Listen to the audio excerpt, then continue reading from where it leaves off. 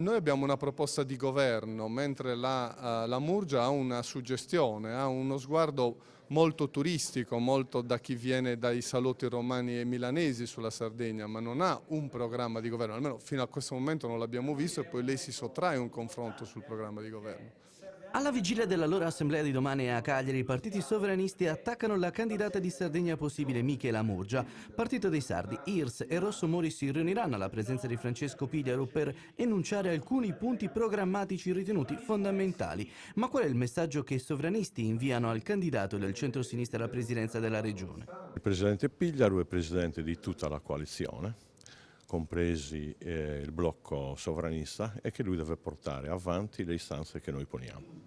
I sovranisti motivano poi così l'accordo con Pigliaro ed il centro-sinistra. Per la prima volta un presidente della sinistra italiana accetta di ragionare di sovranità, di aumento dei poteri di autogoverno dei sardi e scommette sul fatto che questi poteri risolvano temi di libertà e di sviluppo.